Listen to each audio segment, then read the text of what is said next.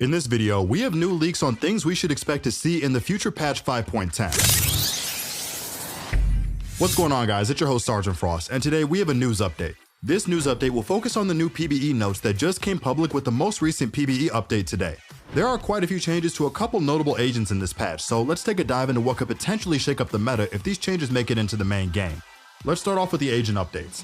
First up in the agent updates, we finally have some new buffs and changes to Cypher.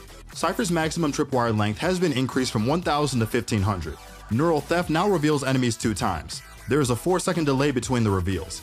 The time restriction to cast on enemy corpses has been removed. Maximum cast distance has increased from 1200 to 1800 too. On top of these buffs, we're getting some quality of life changes to Cypher as well. They have updated the yellow silhouette used for Cypher's reveal on spy cam and neural theft. The yellow silhouette now disappears if the revealed enemy becomes visible to you to help reduce confusion of seeing 2 representations of the enemy in different places. The yellow silhouette now starts dimmer and fades faster to make it more distinguishable from an actual enemy. Cypher's place utility is no longer destroyed by allies' AoE damage. All in all, these Cypher changes are great for making his kit more valuable and honestly more usable in the current meta. Will these buffs and changes be enough to make him dethrone Chamber or replace Killjoy? Probably not. But they are a good step in the right direction to bring him back from the pits of irrelevance in the meta. Moving on, let's talk about Fade. Fade has been dominant for a little too long in the devs' eyes, so they're going to try to tame her power a bit with a couple of nerfs to her Prowlers and her ultimate. Prowler's duration has been reduced from 3 seconds to 2.5 seconds. The delay on bite after reaching a target has been increased from 0.4 seconds to 0.6 seconds. There are new hitbox improvements on the Prowlers too.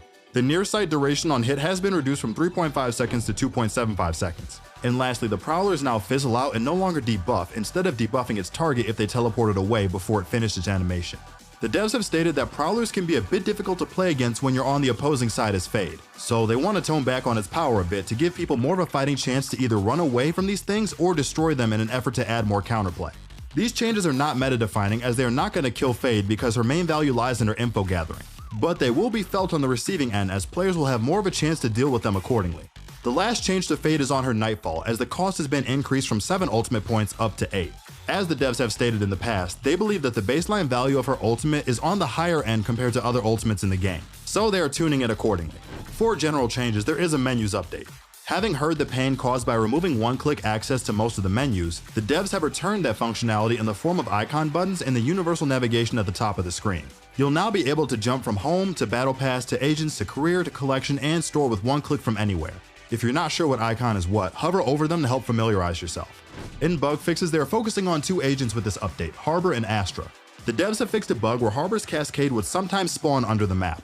They have fixed a bug where Harbor's Cascade target on the minimap would shorten when aiming up or down even though the Cascade would travel the same distance. The devs have fixed a bug where Harbor's Cascade targeter on the minimap was slightly shorter than the actual distance it would travel.